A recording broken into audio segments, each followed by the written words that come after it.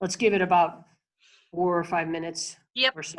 Yep. I think everybody with the news, Joy could probably agree with me. Everybody's kind of scrambling with some new news coming down the pipeline with their businesses. I know. I'm just like sick to my stomach just hearing about all this. We're gonna get through this all We together, will. guys. We will. We will. It doesn't kill you, it makes you stronger, right? Yep. Yep. So, you know, I think everybody's kind of heard that we've gone to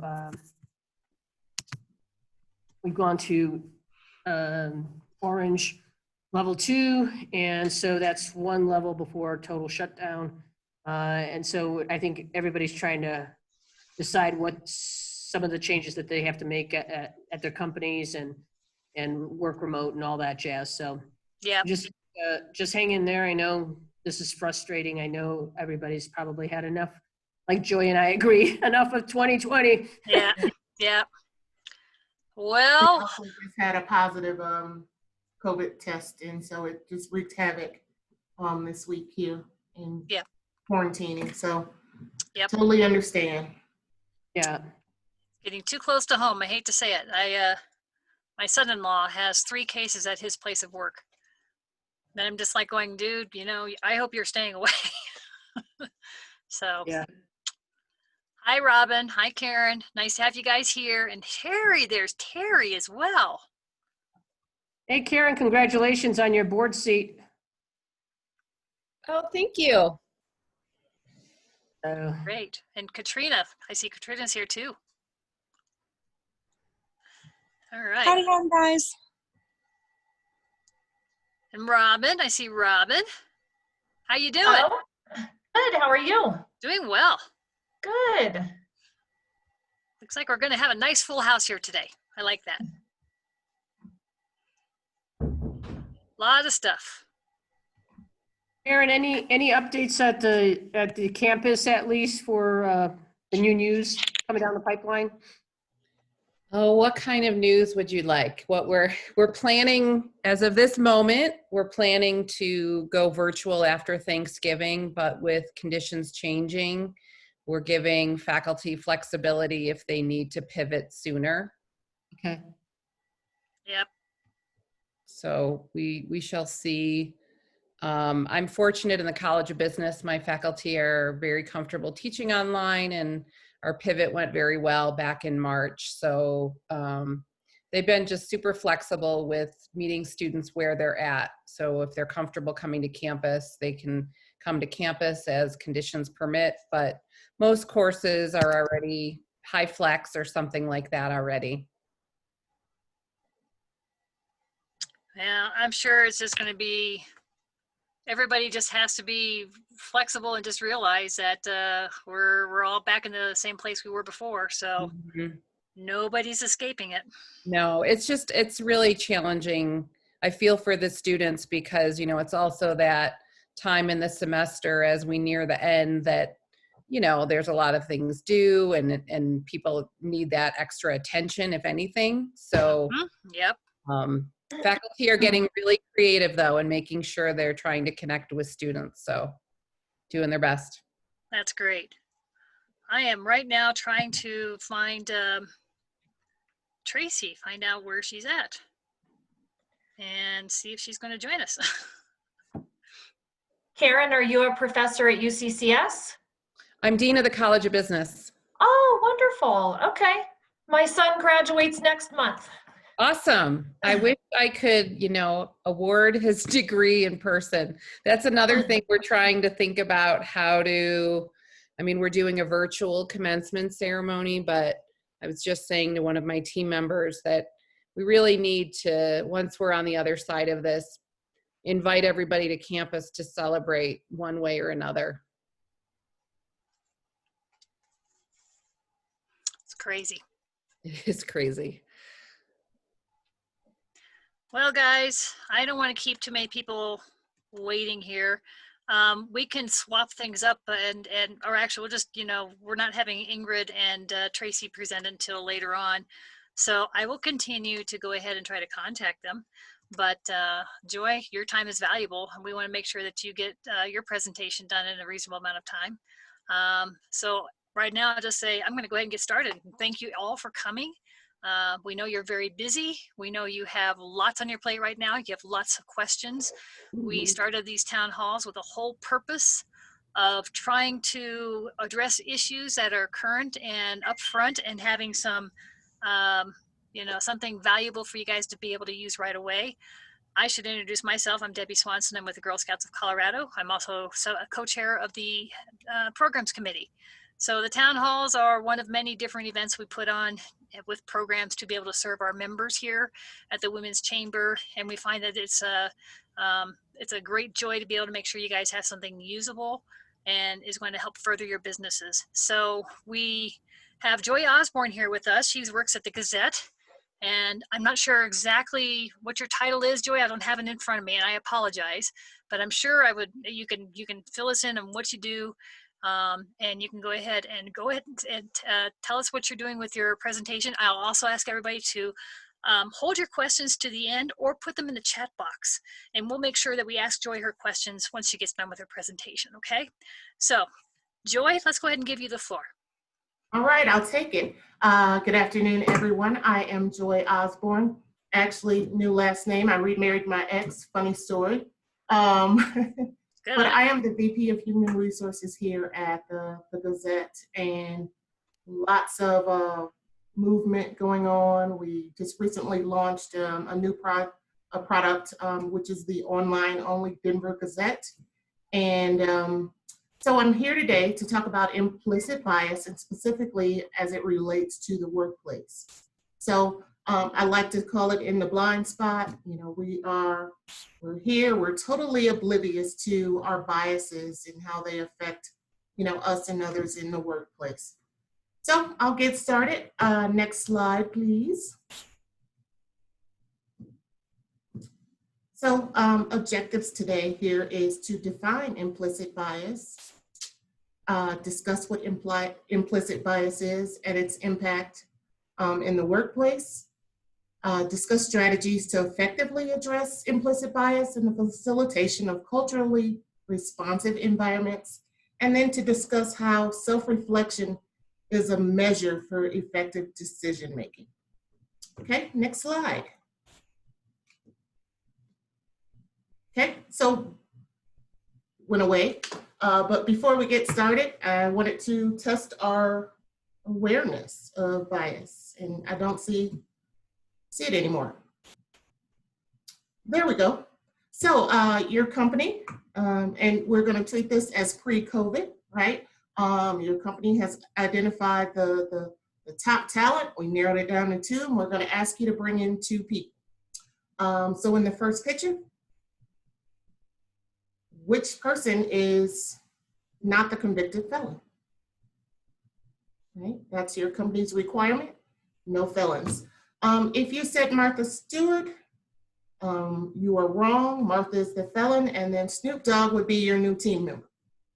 Right? The second picture, which one is the doctor and which one is the nurse? If you've said that the man is the doctor, there goes your bias, right? Doctors can be men or women, just like nurses can be men or women. So just kind of wanted to throw that out there to test your biases and see what your responses were to the pictures. So next slide, let's go ahead. So define implicit bias. Implicit bias, also referred to as the unconscious bias. What is it? What does it mean? What do you hear when you hear bias, right? So implicit bias is a positive or negative mental attitude towards a person, thing, group, and that's at an unconscious level. Our thoughts and feelings outside of conscious awareness and control. Most of us probably like to believe that we are ethical and unbiased. We imagine we're good decision makers. We're able to objectively size up a job candidate, reach a fair and rational conclusion that what we're doing is in the best interest of our organization. Stop. Decades of research confirms that, in fact, we are woefully short of our self-inflated perception. We're not as unbiased as we'd like to believe. It's our actions. It's our biases and our actions. It's our perception. How we see people, how we perceive reality, our attitude, how we react towards certain people, our behaviors, which aspects of our attention that we give and pay most attention to in a person, our listening skills, how much we actively listen to what certain people say, and then micro affirmations, how much or how little we can we can comfort certain people in certain situations.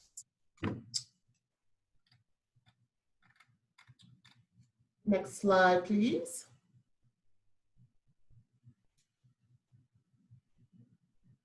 Okay, discussing the implicit bias and its impact on decision-making in the workplace.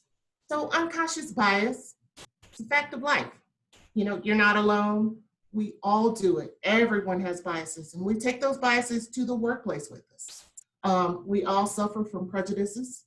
We have mental shortcuts based on social norms and strategies, and some of those are protected. We're not saying they're bad. We're not saying all are bad. We just need to be conscious of what they are.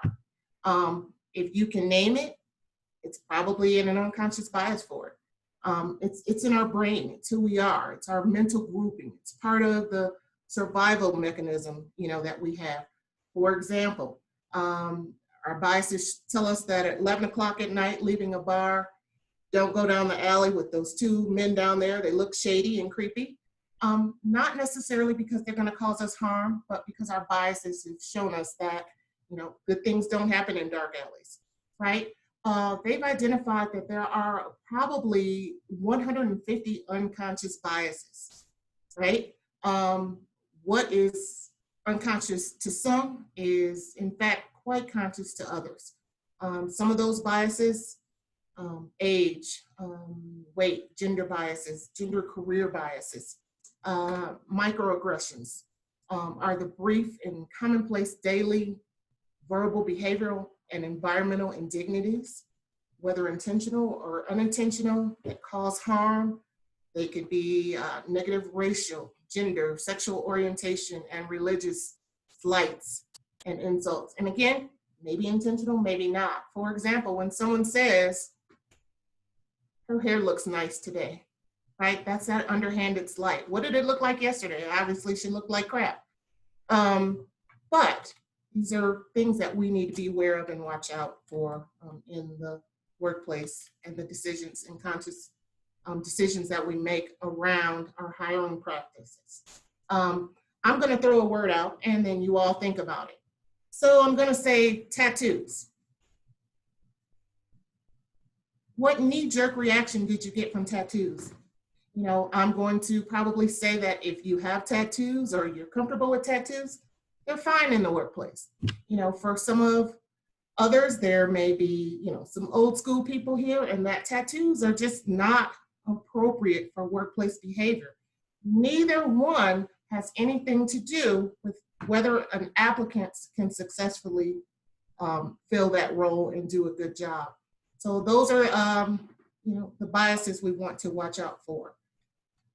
Let's talk about affinity biases, right? Those are our similarity biases. We kind of tend towards people that are similar to us. We want to connect and reach out to those people.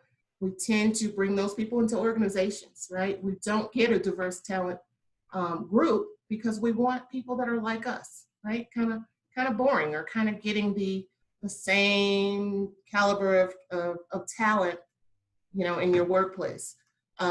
There's confirmation bias, right? Is to draw conclusions about a situation or person based on our personal beliefs. If this person plays soccer and we're soccer fans, guess what? We want to hire the soccer player, whether they have the right talent or skill set for the particular positions.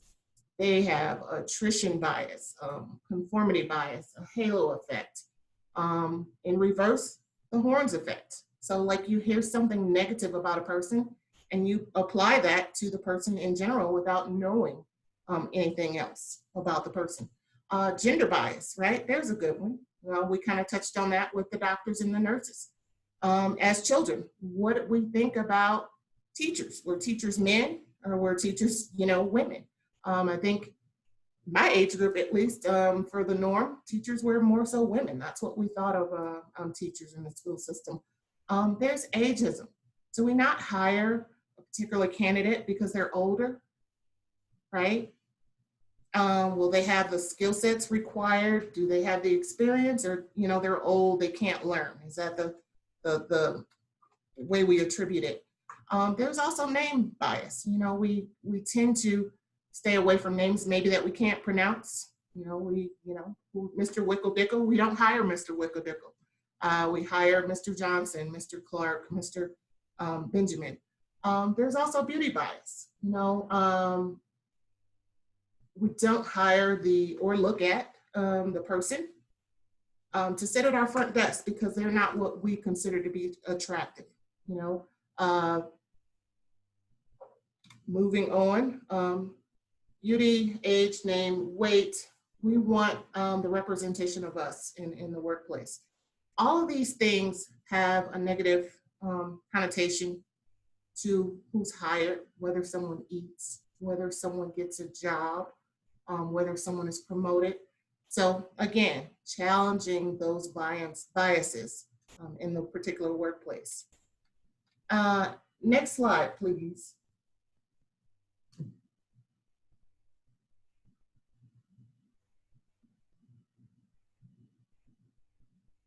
Okay, strategies to effectively address implicit bias in the facilitation of culturally responsive environments. There's the gender decoder, right? Those are your job ads. Those are your descriptors that you put in place. You want to attract a different caliber of talent, you put different gender decoders in. We tend to associate certain words as in a feminine and other words in a masculine area. So words like support, those are generally linked to feminine categories, or responsible. For men, we may say analytics, we may say lead, we may say ambitious or challenging.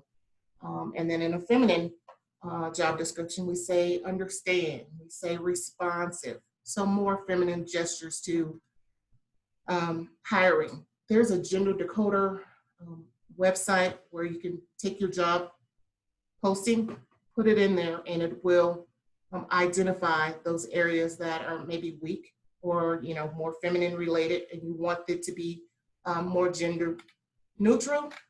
And then becoming aware of individual perceptions, our stereotypes, and their impact on the decision making.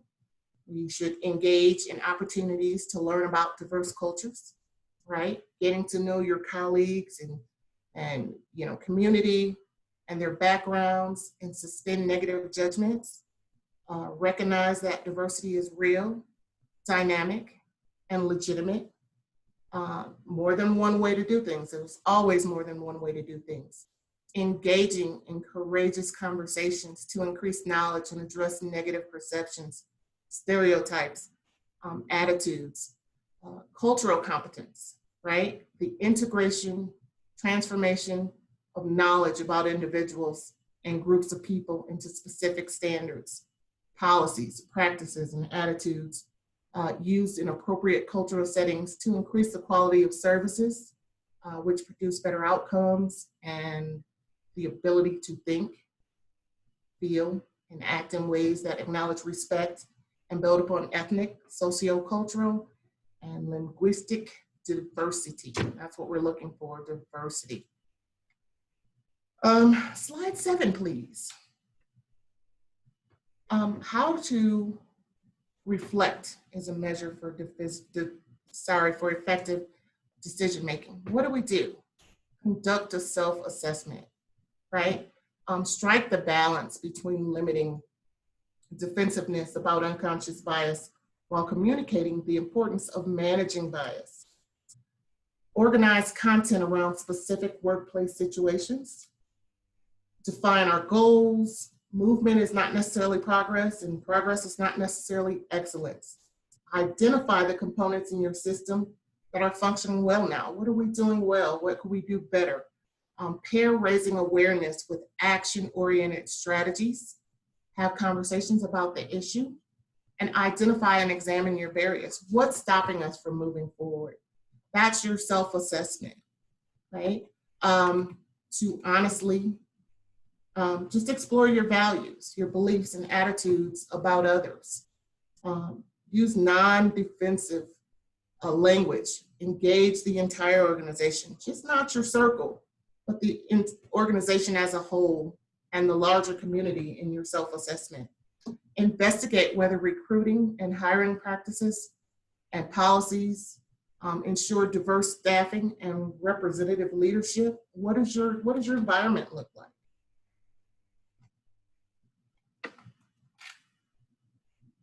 Next slide.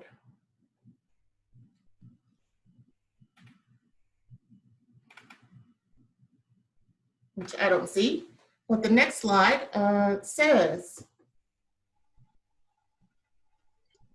Joy, it might be done. It's not there?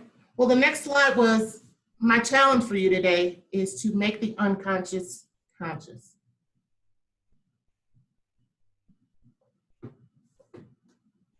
Thank you. All right. Thank you, Joy. If we can hold our questions to the end, that would be great. But everyone, please go ahead and put your questions in the chat box. We'll make sure that we have something to ask Joy once we get there. I am greatly remiss in forgetting to say thank you to Lytle Electric for sponsoring these town halls. They have decided to sponsor all the town halls for 2020. And so we're really grateful for that because we really need this information and we really need someone to step up and help us get that information out. So thank you, Megan Lytle of Lytle Electric. And as she says, when you think of lights, think of Lytle Electric. So many thanks, Megan. I know you're online with us today.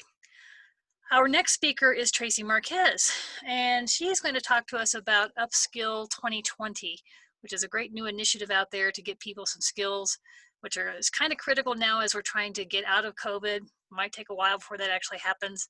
But Tracy, I know you're on the line there, and we do have a presentation from Tracy as well. So Julie, if I can ask you to go ahead and swap the slideshow out and have Tracy's slideshow up, that would be great.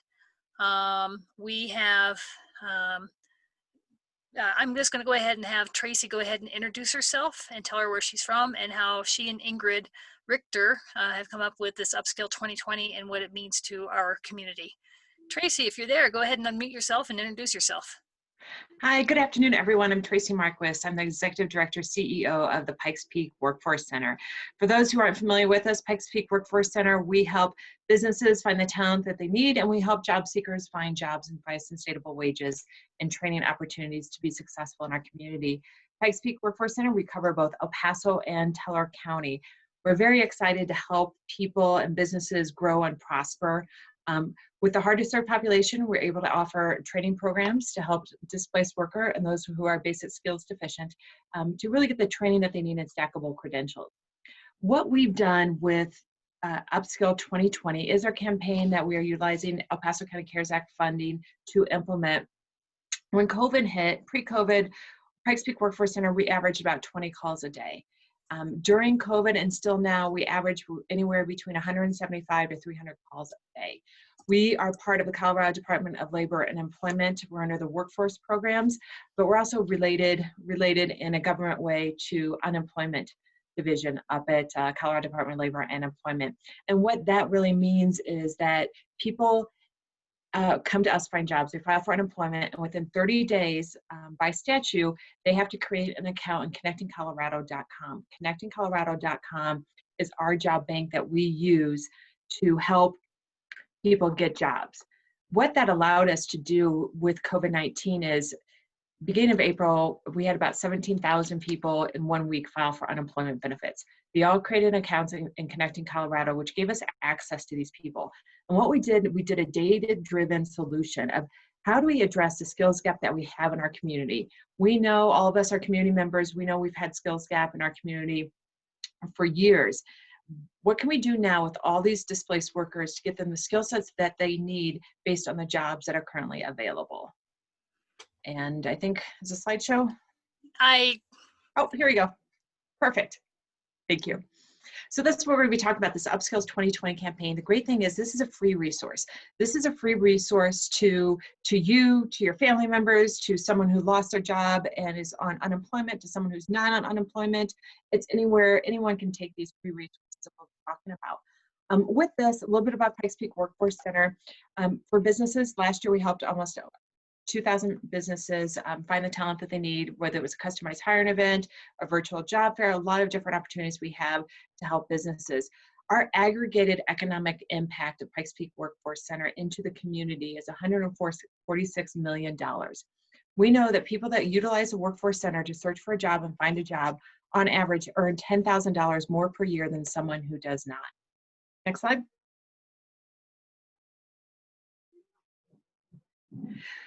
We also have a couple of different grants I want to share with you.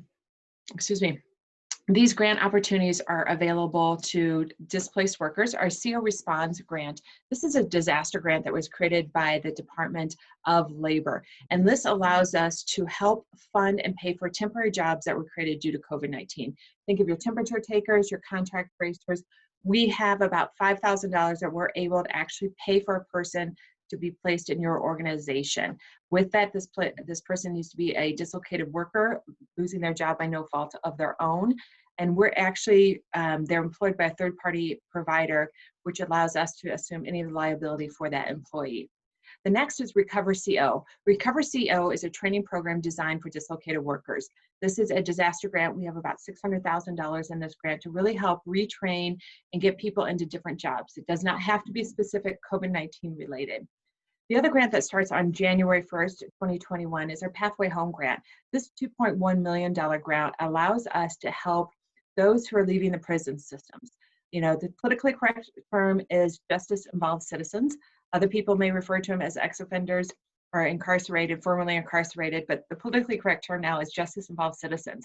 And what we're able to do up to 180 days prior to them leaving the state prison system by the Department of Corrections, we can go in and help them get the skill sets that they need and the training they need to get a job once they get out in the community. What we're also able to do is help educate businesses on what it means to employ a justice involved citizen. What workforce tax credits do you get? What other credits can you get? What federal bonding programs are out there to really journey with both the person and the company as they hire a justice involved citizen. Next slide. The CARES Act, go ahead, we'll go on to the next one, please. What we utilized with the CARES Act funding, we did a couple things right away when COVID-19 happened. Once we all went to that stay-at-home order, we were staying at home, we were completely working virtually, but we realized that the hardest served population, the ones who see us the most, we were averaging about 125 people a day visiting the Workforce Center, is that people don't necessarily have access to technology. I'm sitting here in my basement, I've got 3 monitors on, I've got 2 phones with me. I'm sure all of you have the same thing. And we just assume people have access to technology. But in reality, a lot of people don't. So it was really crucial for us when we figured out how we can help our community recover, is giving people a place to go. Not only do we provide a social distancing environment with over 50 computers, by appointment only at our location at 1049 North Academy, what we also do is we provide that mentorship and a person to talk to. We realize that COVID people are isolated and they need help with a resume. They maybe have lost their job and they were in the food industry for 25 years and they never updated a resume or maybe never had a resume. They have nowhere to start. Our services here at our temp location, which will be open until June of 2021, allows people to come visit us and actually have someone to talk to. All of our workshops are virtual too, which is really important. Virtual workshops go anywhere from how to do a resume, how to prepare for an interview, which means virtually, how do you set up teams, that type of thing, really being able to help journey with you to really get the jobs that they need for those displaced workers. Next slide. This is our campaign, Upskill 2020. Upskill 2020, this is a postcard that we sent out and we looked at who needs our help the most. And what we did is we identified the zip codes with the highest unemployment number, highest unemployment claims in them. Surprisingly enough, the highest zip code was 80918. and followed by 80910, 80916, and 09. And what we did is we did a mailing campaign, and we sent to all those displaced workers who lost their job and are on unemployment benefits the opportunity to upskill 2020. This is a great virtual platform. It's on our website, ppwfc.org. I'm just going to go through the website a little bit more. Next slide. Like I said, this is a free resource, and how we developed this was data-driven. We wanted to look at, okay, what are the occupations of those displaced workers, those who lost their jobs due to COVID? As you can see in this slide, these are the positions that they claimed were their last positions when they lost their jobs. What we did is we took this position, their occupation that they had, we compared the skill sets that are associated with that occupation, and then we looked at the occupations and the skill sets needed in in-demand industries. Next slide. And if you look at the in-demand industries based on job openings, not only did we compare currently what the job openings are, we compared it to what was opening last year also. And what we realized is those occupations really didn't change. Right now there's over 10,000 open positions in El Paso and Teller County. So positions are still open, but how do we get people the skill sets to fill those open positions? Next slide. I just got a couple interesting data points. I think it's always interesting to see, okay, what are the demand skill sets that we need? And this is what we utilize to figure out, okay, what platforms, what free training are we going to provide our community to fill these jobs? Next slide. Really, communication skills. I think everyone thinks they have soft skills. You know, everyone thinks they can do problem solving. Everyone thinks they're great at conflict resolution, but in reality, they could all use, I think we all could, I know I could, a little bit of a buffer and a little bit of a training and refresher course in it. And that's what we're looking at on these in-demand virtual platforms. Next slide. Software. You look at what are the software products that you need, and everyone thinks of software. We think, all of us, I'm assuming on this call, have Microsoft products. They've got Outlook, they have PowerPoint, they use Excel. We take that for granted. People in the industries that were laid off, they did not necessarily have the office skills that they need in the computer skills. So we wanted to provide some free computer training that actually would help them go a step further and get a certificate, or at least a certification of completion, and actually give them someone to talk to when they have questions on the training. Next slide. This is our page. This is it. When you come to PPWFC, at the very top, I'll say Upskill 2020. You click on it, and we're talking about what resources you need. We know job seekers need our resources, and we know employers need our resources. When you think of employers, we can create corporate classrooms for employers. For example, you need your staff, you're doing more with less. You had 10 people, you're down to 5, and you need to retrain your customer service representative to do Excel, advanced Excel. You can send them to this platform and they can get that free training too in Excel. So it's available both for employers and job seekers. Next slide. So where do you begin? We have the free training resources, which is online platforms through 4 different capabilities, platform learning management systems. And then we have Discover Your Strengths.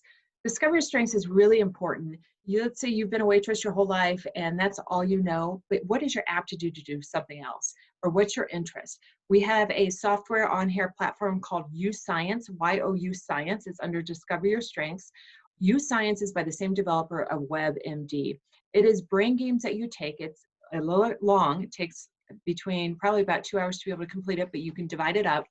And it really says, this is what your interest is, but this is what your aptitude is. So maybe your interest has always been customer service and relations, sales, but in reality, you have the aptitude to do cybersecurity, and you're able to actually, the software will point that out to you, point out what your aptitude is. It will point you to training institutions in our community that actually offer that certification, or the certification to your 4-year degree, and then also point you to job openings in that position. You're really able to get an accurate look of what job openings are, what the future of it. It's tied to ONET, if everyone knows what ONET is, and also gives you the salary ranges of those positions.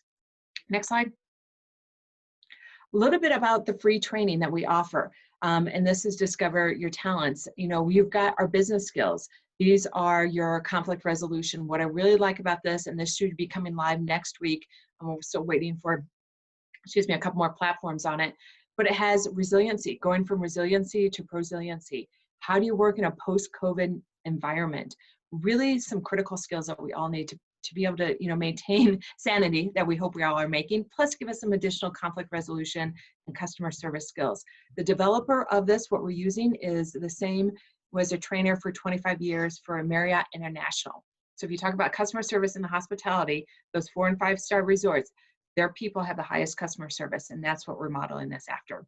E-working skills is all your office products. It ranges anywhere from Excel, Outlook, PowerPoint, where we're all used to how to do an effective PowerPoint, to how do you do a Zoom? How do you do a GoToMeeting? How do you do a WebEx? You know, we've all done all those different platforms, and each one's a little bit different, but this helps walk you through the different platforms. It also has some basic cyber training on it too, as far as password protection and just some basic cyber. Get a job and keep a job is Bring Your A Game. This is by the Center for Work Ethics. It's out of Denver. And this is your soft skills, your A skills, your aptitude, your attendance, your, you know, your attraction, that type of thing really gives you into the soft skills. This is geared towards more of the young adults. And then job placement is just call us. Let us help you find the right position for you. Under Uncover My Talents, the Youth Science, we also go to link to Career One Stop, which is a great Department of Labor website to really help you get some skill sets and some additional training that you have. Next slide. A little bit about e-learning. This is just a sample of what you can do with business writing, effective presentations. Next slide. And what you can do here is, let's say you have Google Drives or Google Meets. We all have these different platforms to use. Next slide. And actually, once you complete the training, you get a cheat sheet. So you can print out a quick guide that you can always keep with you. And you can forget all online training and just do the quick guide and keep it on your own. But it gives you that one-on-one kind of mentorship that you need for computer training, even though you have no one else around you right now. Next slide. All right, we'll click on the employer. Next slide. And this talks about what you need. How do we help you as an employer? Like I said before, we can create a corporate classroom for you. You guys train 20 people, and you know, from resiliency to prosiliency and COVID-19 work environment, you can assign them into a classroom through our assistants. And with that classroom, you're actually able to track who's doing what. So if you have 20 people that are in there and only 10 people are doing it, we'll send you a report saying, hey, you know, these are the 10 people that completed the training and these are the 10 that haven't, which gives you an opportunity. You know, it's double, because not only are you giving your staff the skill sets that you need, you're also giving them buy-in and giving them training. Right now, budgets are cut, and if you don't have the funding to give your employees something and some sort of training, like you're wanting to help them, you want them to grow, this is a great opportunity to utilize this free platform to really create a company culture where you really want to train and upskill your workforce. Next slide. Goes into different definitions as far as what it is. A lot of people have labor market information. What should I pay for my wage? What's the wage difference between Denver and Colorado Springs? We link you to some direct resources that can be able to get that for you. Labor market information, Colorado Gateway, LMI Gateway is a great resource to be able to get some of that information, and then also relate you back directly to our business relations team that can help you with some different grants and training opportunities that we have within our regular federal funding to be able to assist businesses. Next slide. Just to recap what we talked about, Upskill 2020, it's two-phase approach. One is job seekers to be able to help them get the skill sets. The next is employer toolkit to really give something online virtually that people can go to and figure out someone's going to help. As always, we have over 50 staff members that we're here to help and talk to you and walk you through all these different opportunities that are available for you. Even though this is paid for with CARES Act funding from El Paso County, we really want to make sure that this is continuing. We'll be continuing this into 2021, and it's really creating a solid foundation for us to be able to offer the training programs that we have, and then additional disaster grants funding that we anticipate coming our way in February, which is also going to be some more free training provided and certification type programs. So more to come on that one. All right, next, that's my spiel. So thank you very much for your time today. And I'm not sure, Debbie, how we're going to do questions. We're going to do them now, or we want to do them later? I think we're going to try doing them now. I do invite everybody to put their questions in the chat box if you're shy. If you're not shy, I also invite you to go ahead and unmute yourself and go ahead and ask either one of our presenters a question. Anybody have any questions out there?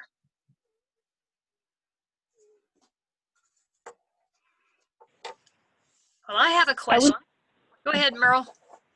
Oh, I was just gonna, I wanted to connect with the Pikes Peak Workforce Center, just, a picnic basket. We're a little in flux with COVID. So I was definitely interested in some of that training for some of our staff that I would love for their professionality to have a little more computer skills, for us as a company, but also for them. So do I go on and create an account on Workforce Center, or is that something that I need to be in contact with Tracy about?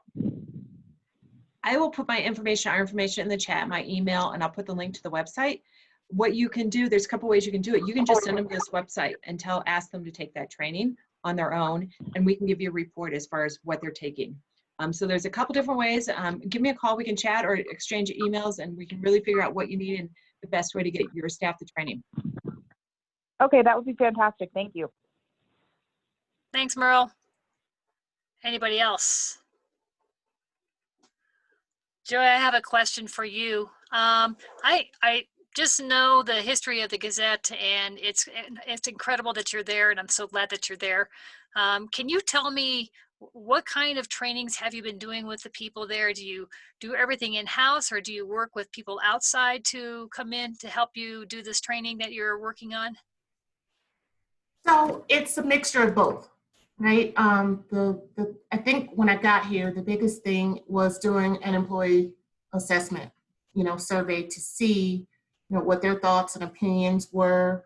I get a lot of people asking me about diversity, diversity. And if you're going to start a group, can I be on the group and in the trainings and different things. So for me specifically, I have the Gazette here in Colorado Springs, but I also have the newspaper that we own in Washington, DC, right? So my challenge was a little larger because they had a bigger concern.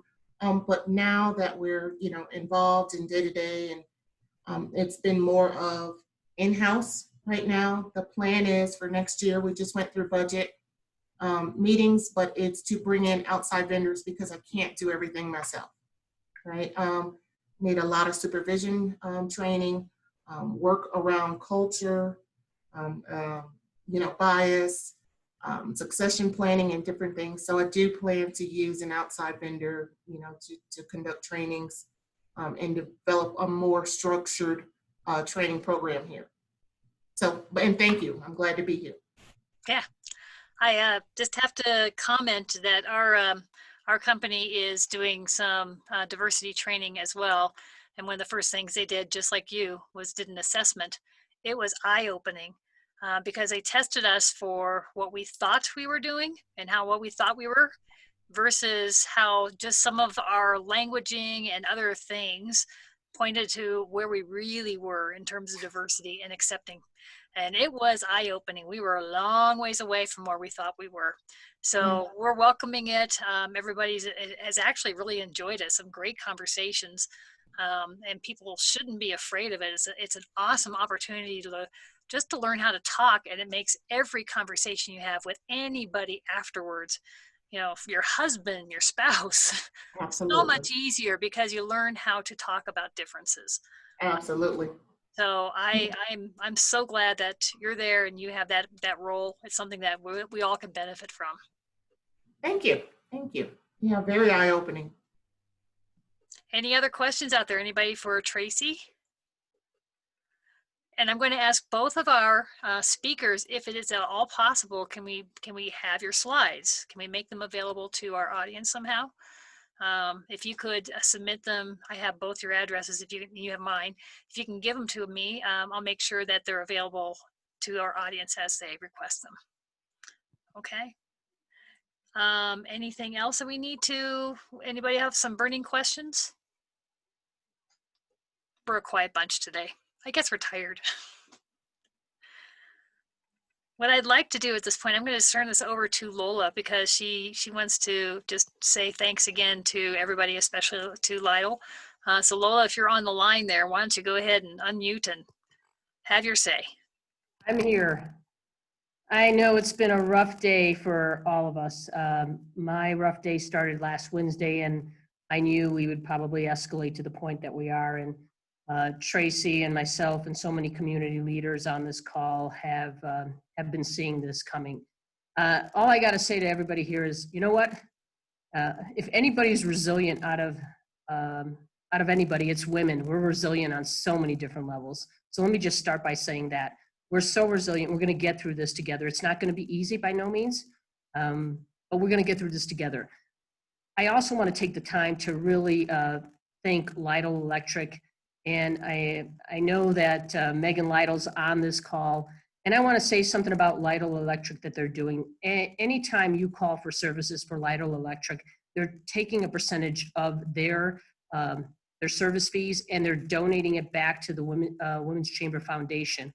And that is actually going to grow to opportunities for supporting women-owned businesses in this community. We also have on this call today our incoming president. Brandon, are you on there? I think I saw you in the list of all the attendees today. But Brandon is our incoming president for the foundation, and we are going to do some amazing things coming in first quarter of next year. And not only is the foundation going to be supporting scholarships for women in this community to get them retrained and educated in opportunities that are out there, but we're also going to start forwarding support for our women-owned businesses in the form of, I would say, sponsorships and grants in different ways. So you're going to see a lot of big things come from the Women's Chamber and the foundation on how we have partnered even closer together this year in many ways to serve our business community. So I do want to say that to everybody. And then I do want to give a shout out to Joy. Welcome to the community. Well refreshing. You and I will have a conversation and all the great things that you're doing at the Gazette. I thank you for being here today. And then Tracy, gosh, you're a godsend to the entire community. Your team, I know your team's on the call. Becca's on there and many others that have done amazing things along with some of the other partners that we have here. So I thank you for all the hard work that you're doing for the workforce, Pikes Peak Workforce Center. And I do want to reach out. We've been on a couple of action calls. I think we'll collaborate to see how we can take some of those displaced workers. We had many, we know, Tracy, you can comment on this, but as people know, I think COVID is hitting women much harder in our community from a business aspect, from a career aspect, because they're juggling childcare, they're juggling homeschooling for their children. All of that is being hit, and we are looking at all of those issues impacting our community. And Tracy, if you want to unmute yourself and talk about some of those things that you and I have discussed, but I know we'll have further discussions on how we could probably partner and work together on many ways to address that. You know, we know that over 56,000 people in our community, in our county, filed for unemployment benefits. Currently, there's over 13,000 people that are still receiving unemployment benefits, which means, you know, they may be working part-time or they may be working a little bit, but not making enough money to be sustainable.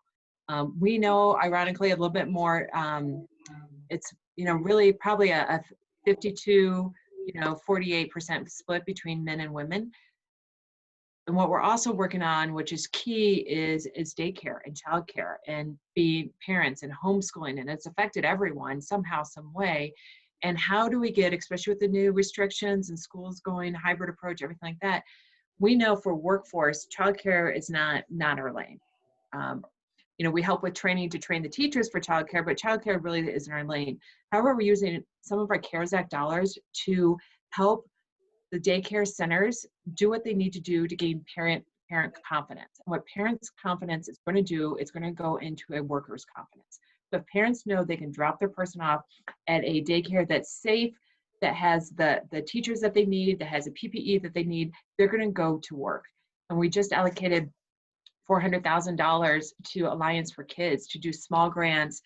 They are associated with 460 daycare centers. And we'll be able to give those daycare centers, whether it's in-home daycare centers, small or medium, some grant funding to help them reimburse for some of their PPE costs and other education costs. And then also make sure they get mental and behavioral health training. And that's really important for our kids now. So it is, you know, it's all over the place. We're just seeing it now. I mean, it's, you know, it's not going to get any better.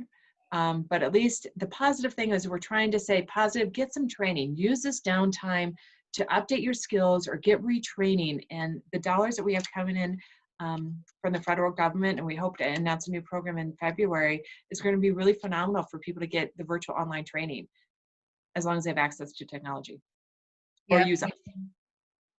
That's key, and that's key. And thank you, Tracy, for doing that. And, you know, as we look at numbers, and to be frankly honest with everybody here, you know, people ask me, well, why do you think women are going to be impacted more during COVID?